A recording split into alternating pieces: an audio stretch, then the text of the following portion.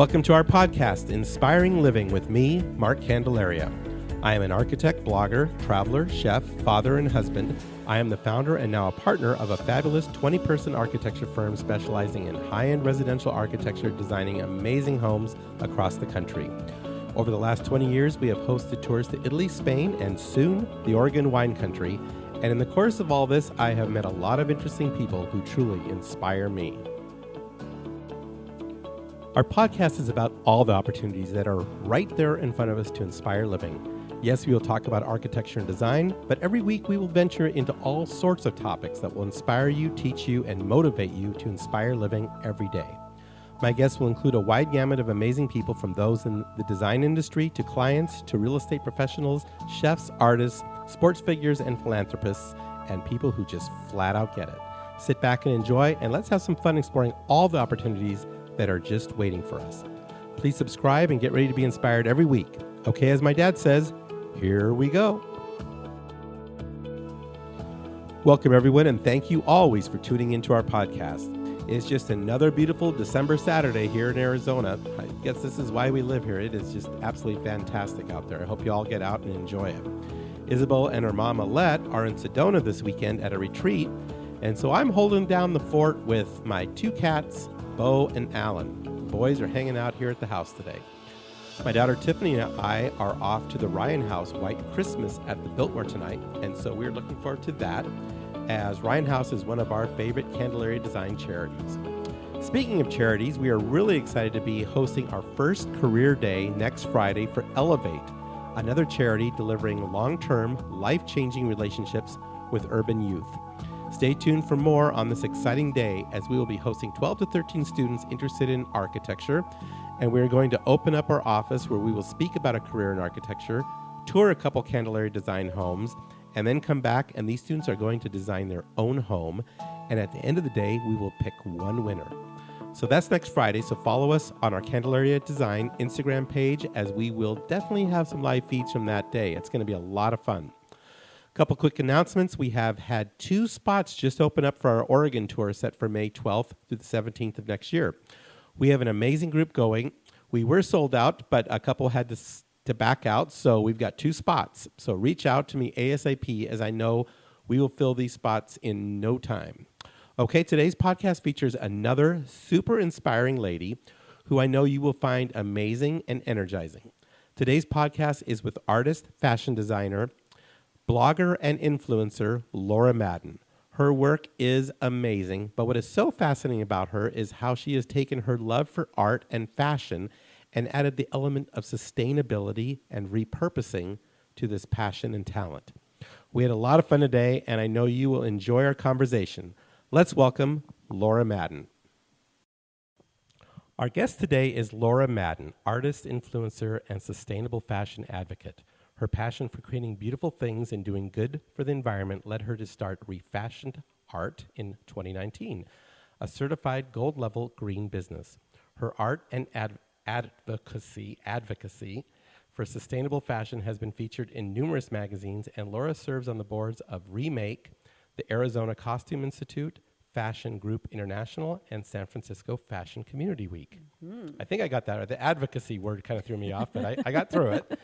So Laura, you have a lot going on. Welcome, by the way. Thank you. And I always love when I get to do a podcast on site, and we are in your house and studio, which is just a stone's throw away from my house, yes. as it turns out.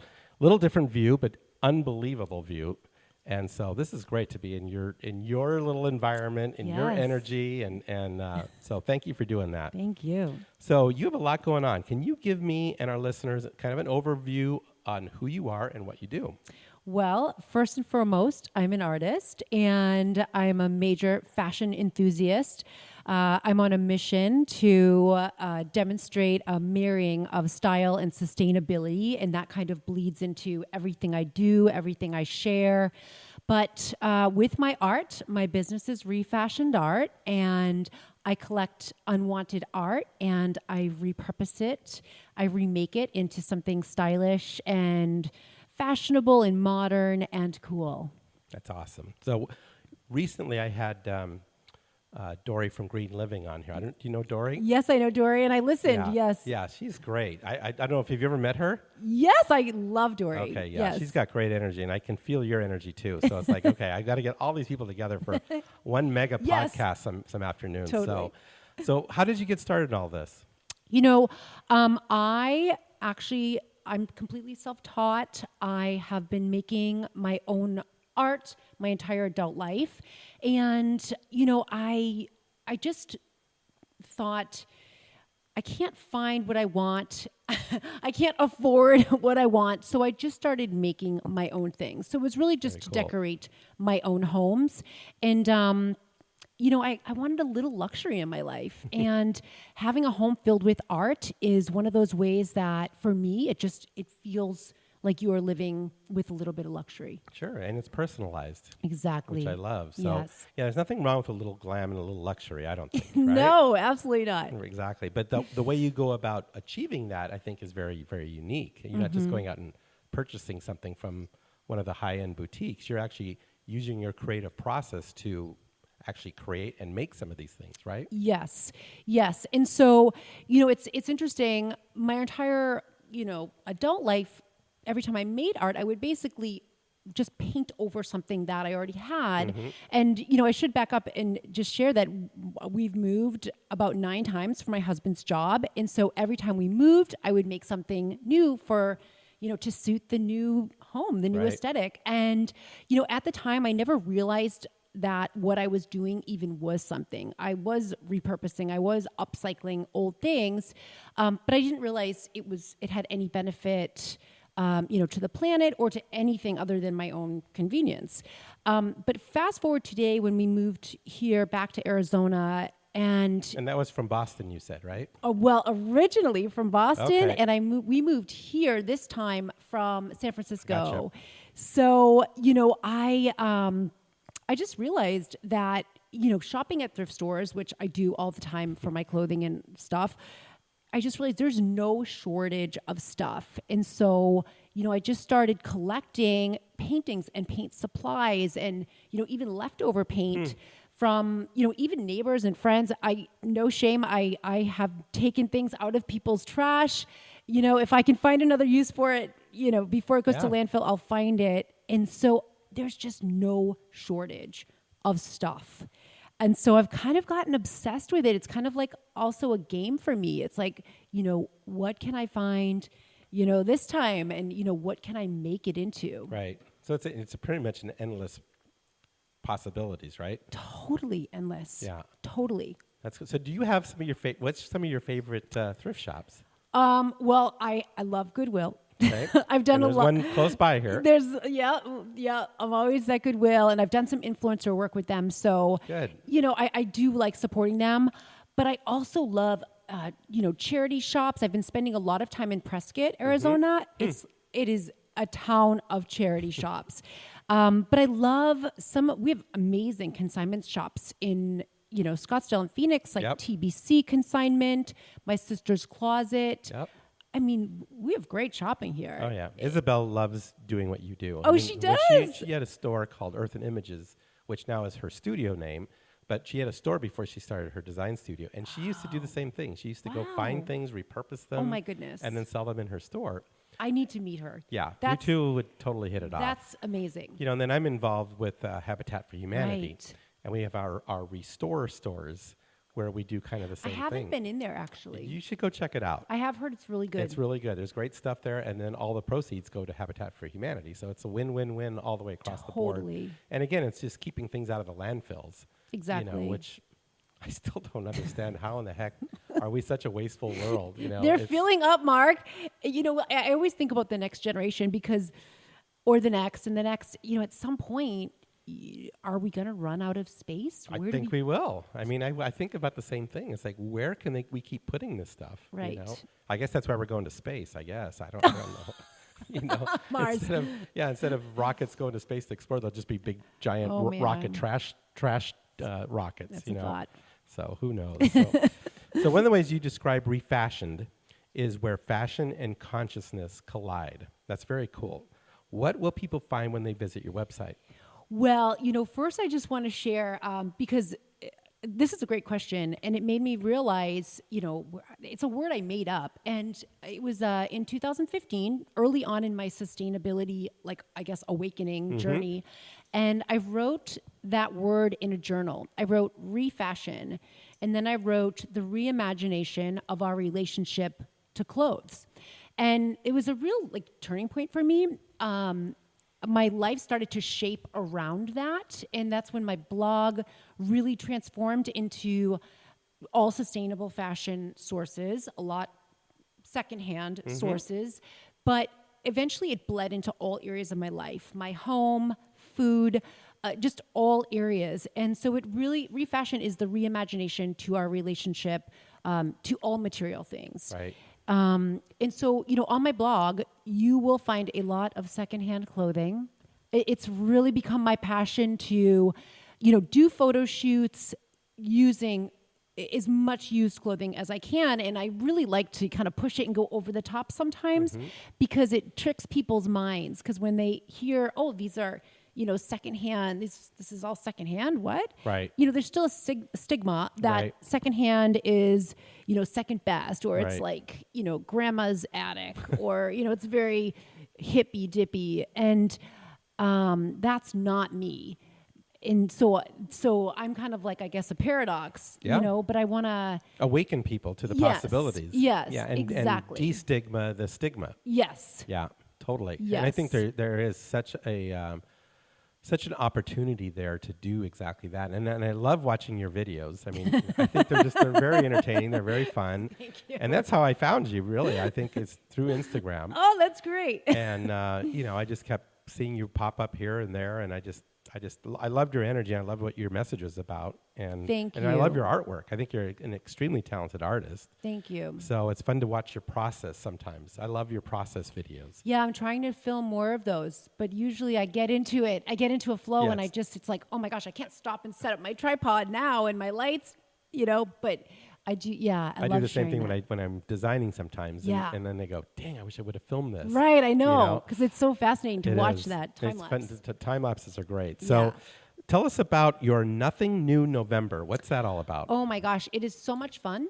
And it is basically a challenge I've done for a number of years now. For the month of November, it's encouraging or challenging people to shop secondhand or shop their own closet for the entire month. So it doesn't mean buy nothing, but if you're going to shop clothing, could you find it secondhand?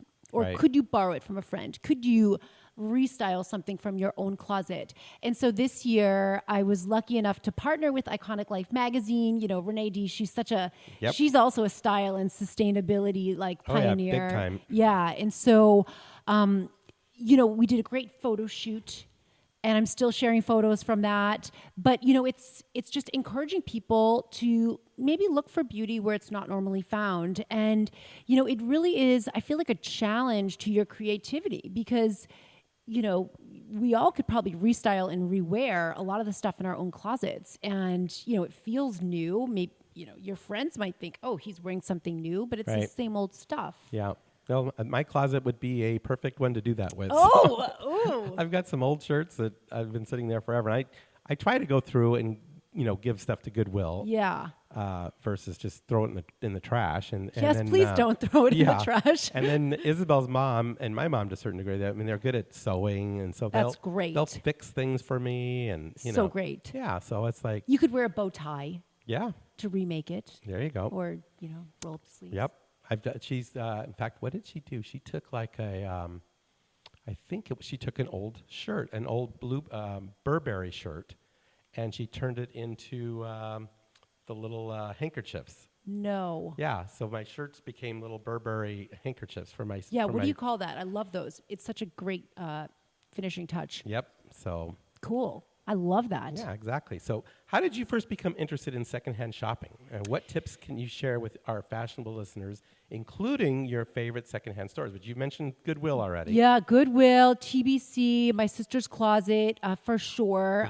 One of my good friends here, Crystal Daniels, has a business, Designer Treasure Hunt. She resells only designer. There's so many wonderful options. And now today there's online. We have The Real, right. Poshmark. I'm a shopper, so I like going to the store. But, I found secondhand totally by accident. I watched a documentary, which if you haven't seen it, highly recommend, called The True Cost. Haven't seen that. Very good. And that was the turning point for me. I had no clue that there was any type of environmental. It's like, when did this start then? How many years ago? This was 2015 in the summer. Okay. And I watched this documentary, and it kind of pulled back the curtain about all of the environmental just distress, social distress that the fashion industry was causing. And so that changed me right there. It changed me. And interestingly, I was hired that same month as a personal shopper at a thrift store. So I got all these facts, but then I also got this experience. And I was not secondhand shopping until that time. And it was kind of like a job I took on a whim to do something fun in a new challenge. And I couldn't believe the stuff I was finding. Amazing stuff, designer, vintage, new with tags. I mean, crazy. There's no shortage. Right. So I found it by accident. So it started as an environmental stance, but I 6 years later, it is kind of my life. And, bottom line, I find the best stuff. That's interesting. I find the best stuff. Well, I can tell it just energizes you too, the whole process. I really love shopping. I wish I didn't, but I do. I really love it. So I think a lot of people get caught up in shopping in the big, department stores and the boutiques and just, buying something that's brand new and it's the latest and greatest. Yes. And so how do you destigmatize that? How do you destigmatize the secondhand notion? I really try and do it by styling. And so it's part of why I've gotten so active on social media, and it's part of why I was blogging and became an influencer. I want to be a demonstration of that marrying of style and sustainability, but it really comes down to styling as well as tailoring, which you must know. Right. If your clothes fit well, they're going to look expensive. If you have your clothing fit to you, you're going to look like $1 million. You're going to feel like $1 million. So a lot of times, I save so much money shopping secondhand versus, shopping retail. I do spend a good amount on tailoring because it makes such a difference. But then the styling, Tell me about that process then. So you just all of a sudden have a whim. I'm going to go to the secondhand stores or wherever, and you're going to sort through. Tell me how you go from that first initial visit to actually creating something and wearing something. So much of it, and I used to really start with this when I was doing personal styling. So much of this is knowing your style. You got your look. Yes, you got to know your style because immediately it helps you to focus and zone in on only buying things that you are going to wear and you're going to love on yourself. But then it's like, get creative. Get creative. How can you add your own personal spin? Right. Whether it's jewelry, a hat, scarf. As a woman, we have more options than for men. But, it's personalizing it. But again, it goes back to knowing your style, even knowing yourself, self-awareness, because then you just know, like, what lights you up, what feels good. And I always dress for myself first and foremost, and that might sound silly, but if I can put a smile on my own face when I look in the mirror, then that's it. That's my look. I'm done. Good. Yes, because it's all about how you feel. Sure. So I would think that you're obviously a very creative person. So you're going to go there to the secondhand store. You're going to look at things. You're going to find things that fit your personality, your style. You have the ability then to tailor it, put it together, make it happen. I've got plenty of clients that are not creative, that have no clue. That's why they come to me. If I'm that person, how do I go about this process? Can I buy things that someone's already done for me? Well, yes, of course. Yeah, okay. That's what you do, right? Well, I used to. Okay. I'm not doing that anymore. Okay. But hiring a personal stylist or a personal shopper is a great service to invest your money in. Right. If you're not that creative person. So you would tell them, I want you to be my personal shopper, but I don't want you to go to the name brand boutique stores. I want you to start here, and I want you to turn that into something. Are there people that can do that? Yes. There's actually a designer that I work with regularly here in Phoenix, and she has redesigned numerous garments because they just weren't fitting my lifestyle. They weren't. Right. They just weren't. So fitting there my are aesthetic. people that do that. Yes. Yeah. She is an upcycle designer, and she's amazing. I mean, she's created some things I can't even believe. That's cool. Yeah, because I'm thinking of myself. You know, my daughters love going to Goodwill. They love repurposing. Love that. Things. I All love three it. of them love doing that. Awesome. And they've tried to drag me there, but I wouldn't even know where to begin. And My husband says the same thing because it does look like a big mess. Yeah, I was like, where do I start? I know. And I have my look. I know what appeals to me, but I don't have the time. I mean, I don't have the time to go down there. I don't have the time to turn it into something. It is so time. I could find somebody that could do that for me. Yes, absolutely. If I gave them that mission, I said, this is what I want to do. Exactly. Okay, that's They cool. do the hunting for you. I love the hunting. Well, this sounds like such a huge opportunity for people that are creative to turn these into just huge businesses, right? I think so. Yeah, and then all that stuff can be repurposed and rebranded. And I think, all of a sudden, if you have a look and a line, you could really do something with something like that. So that's I find that very intriguing. Well, maybe the next decade, Mark, I'll revisit that. I know how that goes. Maybe I'll become a fashion designer after I retire. Who knows? Don't tempt me. Oh, my gosh. So tell us more about your paintings and lifestyle line. Yes. I find that very fascinating. Yes. Well, I'm obsessed. Like I said, I collect unwanted art and materials and I remake them. And so how do you make art that nobody wants? I mean, how do you recycle it? So you just recycle the canvas, paint over the top of it? Sometimes, yes, for the most part. Okay. Sometimes I will completely white it out Yep. or black it out and start over. A lot of times I look for frames like this frame right here is antique. That's beautiful. I look for those old frames and I love mixing the old with the new. So I make like a piece of modern art, abstract art, to go into an ornate antique frame. And sometimes I will remake the frame. I'll refinish the frame. Sometimes I'll find a beautiful frame, but it needs a little bit more refurbishing than I can do, so I can bring it to a framer. Some will do that. But it's I really am obsessed with the process of transformation, and I've found canvases that had rips in them. Sometimes I will put a piece of fabric over the rip and then paint over it, and it gives such an interesting look. But there's not many things I'll leave behind now because there's so many ways of repairing things or working with imperfections.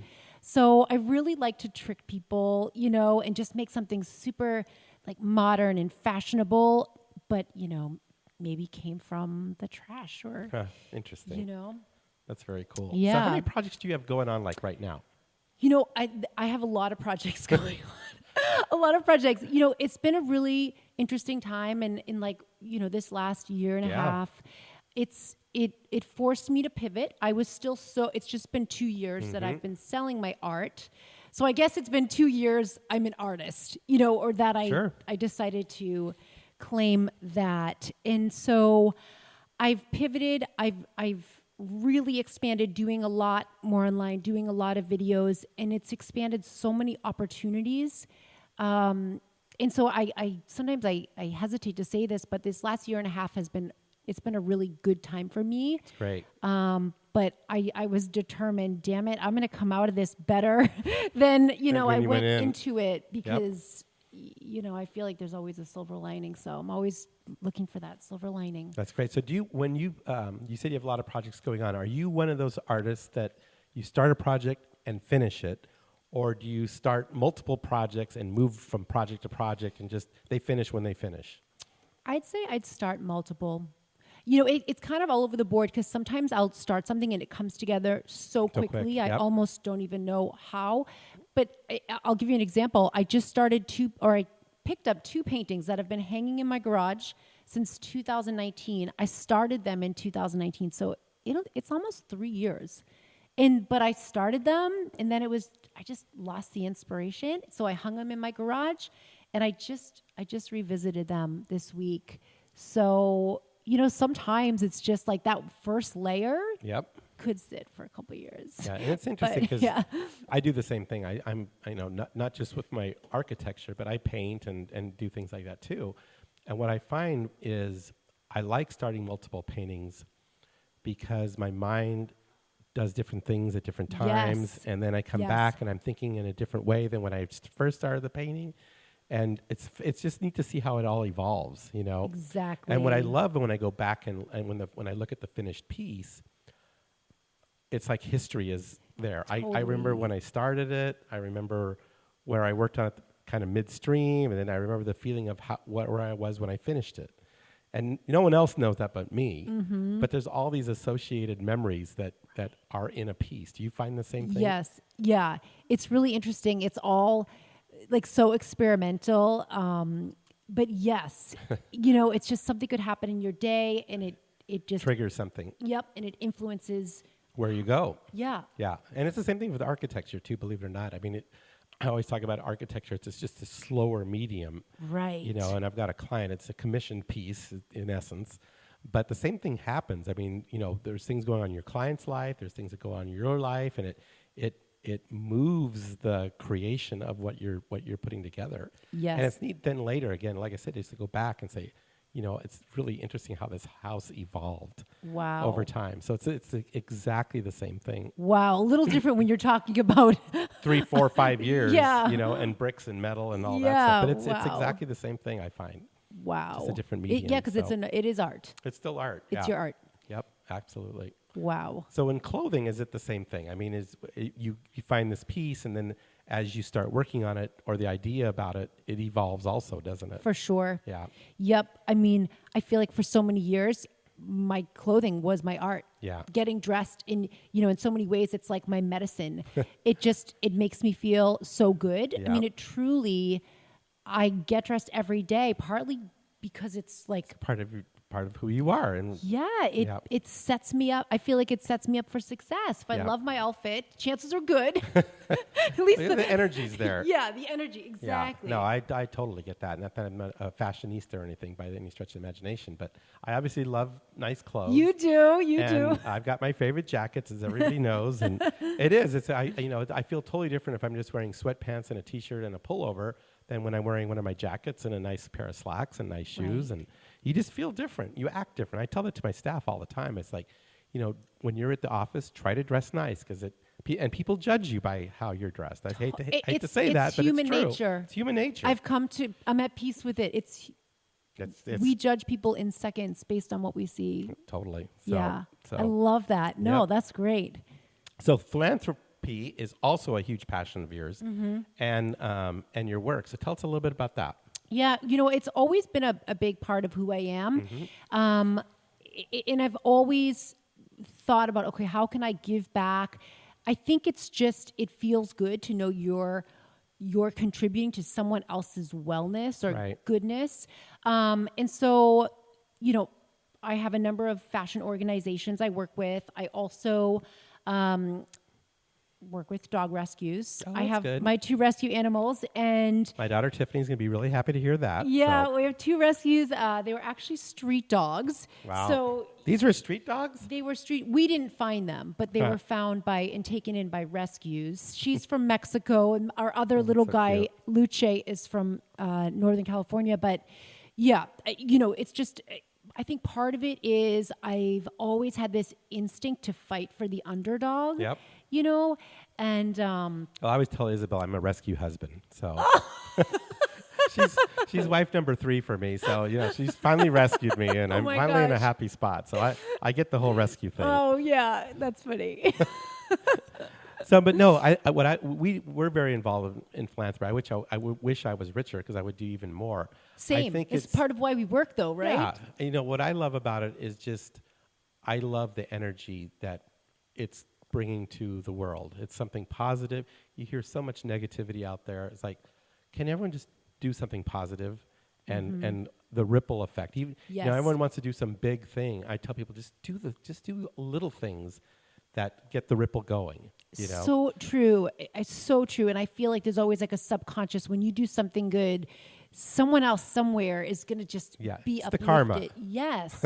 It's so true. I think it's so true. And I see it. And it's one of those things that I don't do it for immediate return. I don't do it for that reason at all. But because I do it consistently and you see the return come in just all these different ways that then you can reemploy towards, something else more positive. Right. And so, it's not about what you get from it. It's what you can just constantly keep giving. Yep. And you'll get what you need. Yeah. Is what I find. Yes, for sure. And it's always helping the world to be a better place, and Yeah. everyone benefits, the if more. If we all collectively just had that mindset, imagine what the world would be like. Then people trying to rip people off and, it's just, I don't get it. I just wish more people would step up to the right side and just, even if it's, again, a small thing. Totally. So I don't know.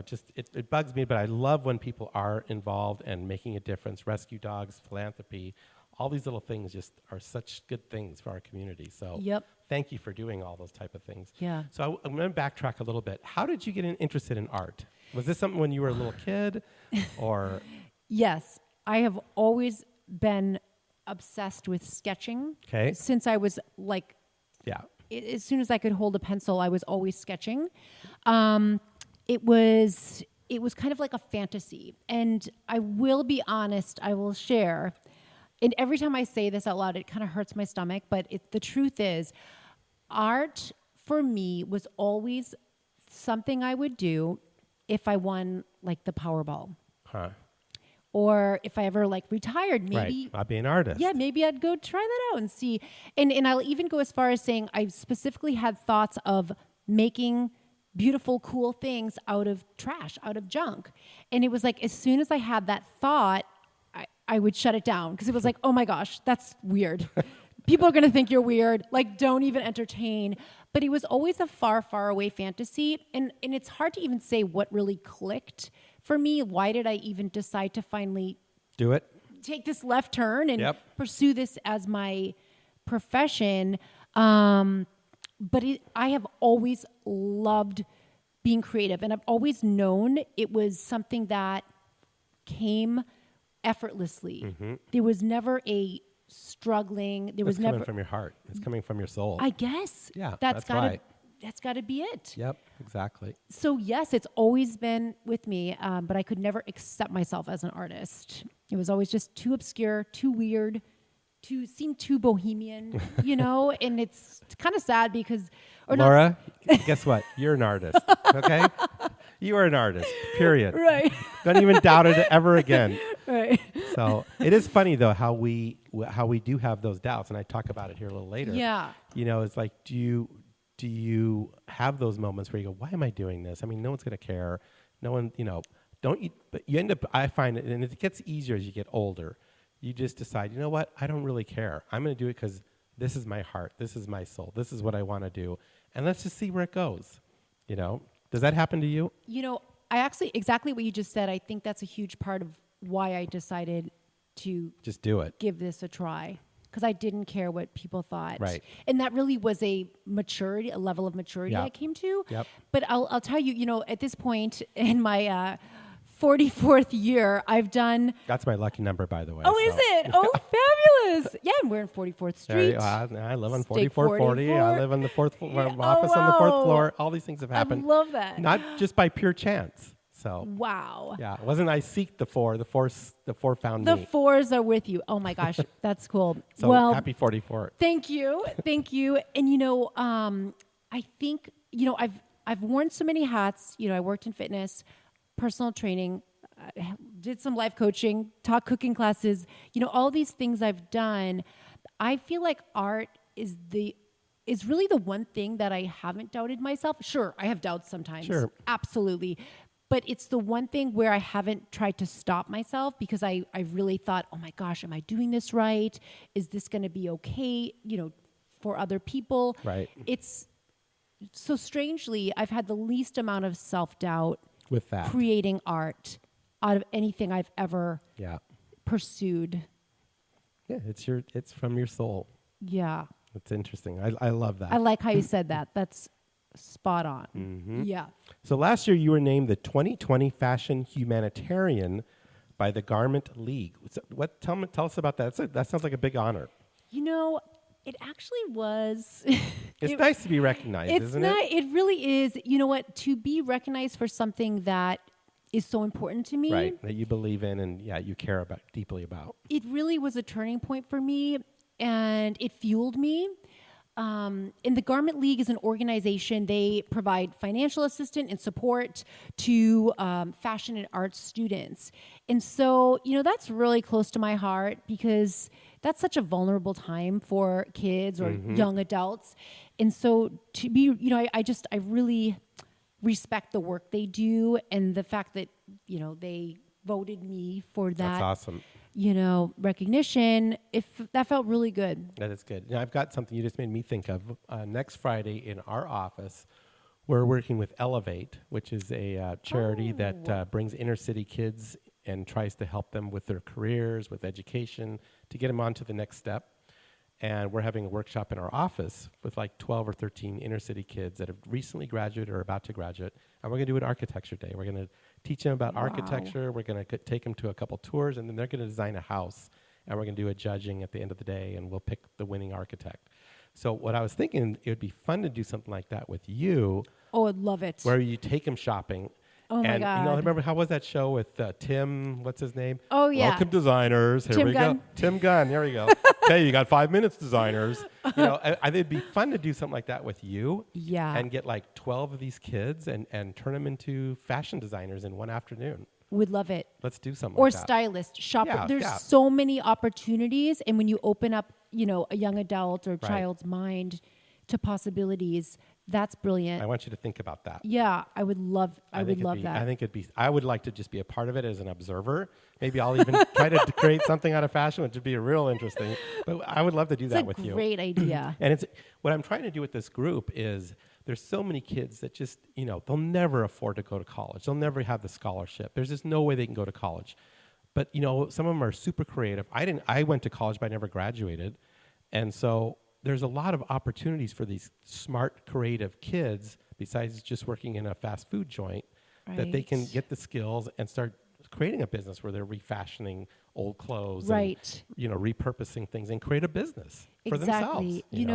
I wish entrepreneurial, skills or training, education was a bigger part of it's not education. I never learned a thing about it. For me, I just learned that was scary and risky and you didn't want to do it. And I think that's wrong. I think more kids need to learn some of these skills. I think more kids actually, their brains work that way instead of going to a job. That's very near and dear to my heart because I feel like as a young adult, I struggled with career direction and I always had so much energy and creativity. Yep. It created a lot of restlessness. And so to help kids I think find that. The mentorship aspect of where we are in our careers, it's important for us to give back. Totally. And inspire some of these kids, and then other than just let them go through the college system, which to me is a big waste for most of them. Even if they get into college, it's just a huge waste of money. It's such an investment. And I paid for college on my own. Yeah, me too. Worked my butt off and that was the most stressful time of my life. It gave me a lot of confidence because I did it, but I don't want to ever do it again. I finally quit and just started working as a draftsman. And look at you! And it worked out. And that's they just don't encourage that path because it's not the conventional path. So anyway, I'm sorry to get off subject. Well, no, I love that. But I love what you're doing because I think it fits that model so perfectly, Totally. So I think there's a lot of kids that would love to get into fashion and have no way of figuring out how to even do it. But here's a great way to do it. Yes. We'll talk more about that. So what are you working on now? Tell me some of the things you're doing right now. I just saw some cool stuff on Instagram this morning, by the way. So tell me about that. I've had a really exciting couple months. I have 2 pieces that just went on exhibit at Foundry Hotel, which is downtown Phoenix. And that opened last night. And those pieces will be on exhibit till March of 2022. I have 5 pieces on exhibit in a gallery in Oro Valley. And then I have 2 pieces at another gallery called 9 The Gallery, downtown Phoenix. I'm always looking for opportunities. Where can I show my art? Or even, if there's a cool space that needs art. I have a huge inventory. Okay, so I've got another little diversion here. As you can see, I'm full of diversions. So I'm on the Scottsdale Arts board. Yes, I know. And so we're talking about doing some of these fun interaction evenings where we meet the artists, and maybe we do a dinner, and it's $1,000 a person, and they meet the artists, and all the proceeds go to Scottsdale Arts. So we'll have to talk about some of those things, because I really think more of my clients, for instance, would love the opportunity to just sit and meet someone like you and interact with you and see your work and do it in a different way where they could network and meet other people. I love that. So let's talk about some of those things. On board. Awesome. That would be fun. On board. Moving forward, I love to collaborate. It's just working with other people, putting people's heads together. It's something cool is always going to come out of it. Absolutely. And that's why we talked about some of these tours too. So we'll have to think about that a little bit too. So how long do your projects or creations typically take? It depends on the project, I guess, right? It totally does. I feel like if I don't think too much about it, it happens quickly. When I really try, if I see something and I try and make something, right, it never goes so well. Interesting. So I just have to go on instinct. Yep. Follow your gut. Yeah, I mean it's always one big experiment, every single piece. Yeah. And it's and not everything works, right? Right. Yeah, I've painted over. I've completed things and then completely painted over because I thought, whoa, that's not my style. That's not what I want to see here. But it's like a mystery. Right. It's a treasure hunt. It's so fun, and the thing I love about this, I think, is part of why I'm so drawn to this work is that there are no rules. Right. Especially with abstract art. You're lucky. There are no rules. Right. I know. I could never be an architect, We have too many rules, trust me. The house has to stand. Right. So that's why I love art. That's why I love cooking, because I can do whatever I want. Right. And there's no rules. Because it's an alchemy. It's one big alchemy. Yeah. Like a little of this, little of that, and let's see what you get. And you learn from your failures. I mean, totally. You learn, okay, I'm not doing that again, or you know what? Look what that did, and then that triggers something that you would have never got to that point had you not failed over here. Right. So I look at my failures as I try to twist them in my mind right away as an opportunity and something that I can grow from. It is. No one likes it. I always hear. I don't. It doesn't bother me I think it's just maturity. Yeah. When I was young and I'd fail, I go, oh my God, this is the end of the world. I'm not going to make it. I'm going to die. Blah blah blah. Your mind just goes and as you get older, you realize, oh yeah, I did that before. No big deal. Let's just do this now. Right. So I think it's interesting, and what I love is as you get older, you really learn how to take those failures and build upon them, and they don't, like I said, they don't bother you as much. It's a master class. It's like lessons you could never learn in a book or, in a course. So it is true. And I know I play the same mind game. Like fail fast, learn. And move on. Yeah, the more failures, the quicker you'll get to a success. Yep. But no one likes it, you know? So it's like I am always playing that mind game as well. It's hard. I mean, it's painful, but you have to go through that pain. But then when you do get to the other side, you feel like you've earned it. Yeah, so true. I've paid the price for this, and here it is. Let me tell you how I got here. There's a lot of scars, but here it is. Yeah. Yeah. So that's a fun part of the whole thing. So you do commission pieces. I do. I've only done like about a handful, and you know what? Actually, it's been just 1 year. It was just 1 year ago I did my first commission. Good. That was really fun. It was a little bit unconventional. I actually was commissioned to go to someone's home and repaint a painting that was already hanging in their home. I did it on the spot. Wow. And that's very unusual. Someone will ask you to come to their home and do something, start it and finish it in a day. Okay. And it was one of those things I thought, I have to do this. Like, it's risky. It's going to be a huge challenge, but I just thought, I have to do this. And thank God, by the grace of God, I was able to give them exactly what they wanted. And it all worked out. Yeah, but I do like doing commissions only because I know that the person already is a raving fan. Right. And it's almost like they already like what they're going to get because they're asking me to do something they've already seen of mine. So one of the things that I love, like I mentioned earlier, is I love your time lapses and watching you actually produce something. They're so fun. And I think that's something that would be fun on one of these evenings or events, not to put you on the spot, but I think a lot of people don't ever see the process. They see the finished piece. You meet the artist, you have but they don't see the creation of that piece. And I think it'd be fun to do an evening where you're actually there painting and doing something. How would that be? Would that feel too much pressure? It would be so exhilarating. I almost can't even contain myself. Good. No, that would be fun. It would be a challenge. Yeah. But I love showing people the process. Yeah. Because a lot of people, when I tell them I repurpose art, it's kind of like, what is that? Right. What does that even mean? So I do like showing people, yes, right. This is possible. I'm not making this up. This is what I do. And it's actually not that hard. Right. That's the other part about it that I like is I think it'll inspire people. Yes. They'll go, wow, that's cool. I could do something like that. Mark, exactly. And part of why I share what I share, I really want to encourage people to make their own art. Of course, I want you to buy mine, but if I'm not your taste, because it's so gratifying and empowering to have something hanging on your wall that you created. Oh, yeah. And what a conversational piece. Absolutely. When you have people over your home and it's like, I made this with my own hands. And they look at you like, what? You did that? Are you serious? Right. That's amazing. How did you do that? Right. And if you have an old piece of art that you no longer want, that you remade, even more interesting, because it was like, oh no, this used to be some other thing. Cool. So yeah. So I always love asking creative people, who inspires you? Who are your people out there that you just find so amazing, artist-wise, musicians, whatever? You know what? Do you have your big fans? Who are your big icons? Fashion for sure influences me in such a big way. It just sparks ideas. Mm-hmm. It makes me think of things like colors, patterns.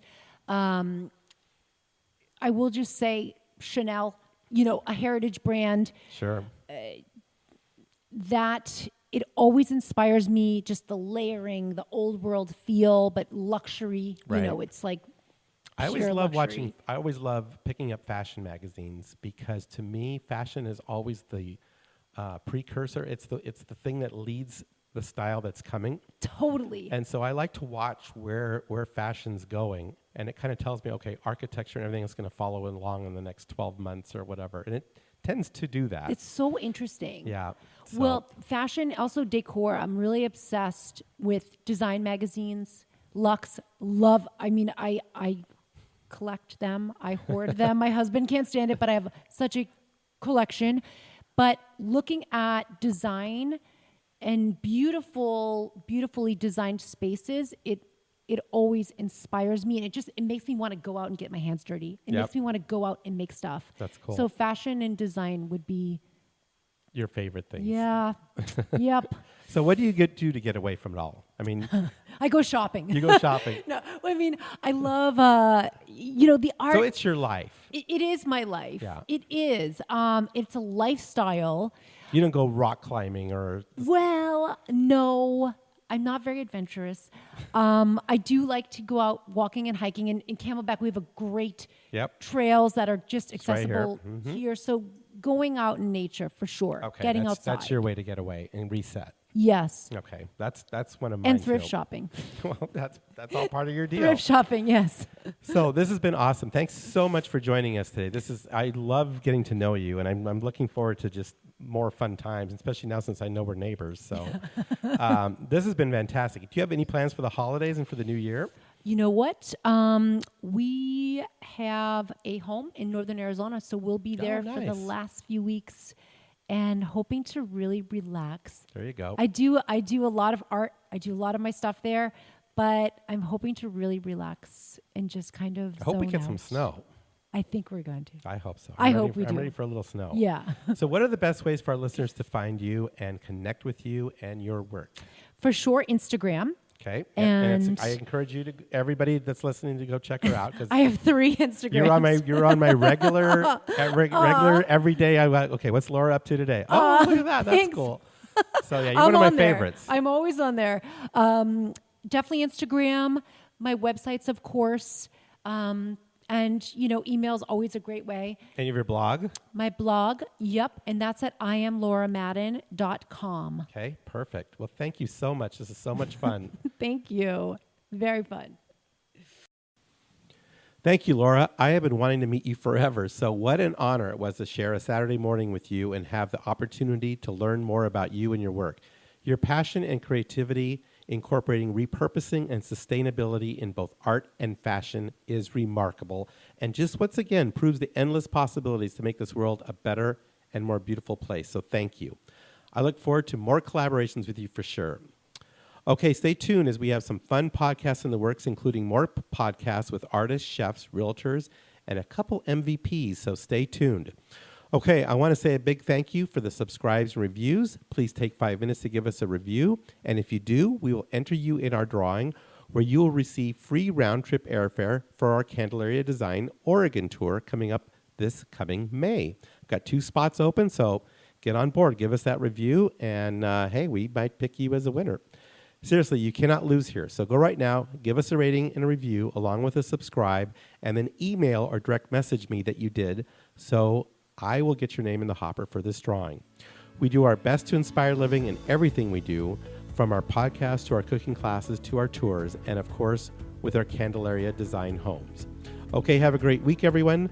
Let's stay safe and let's all live our lives with love, compassion, grace, and positivity. See you next week. Because Inspiring Living is all about the people and the organizations that inspire us, we are excited to have Monogram Appliances as one of our sponsors. Anytime we do a new kitchen or a kitchen remodel, Monogram Appliances are what we recommend to our client. Their appliances are the definition of luxury, meticulously detailed using the finest materials and an ownership experience that is second to none.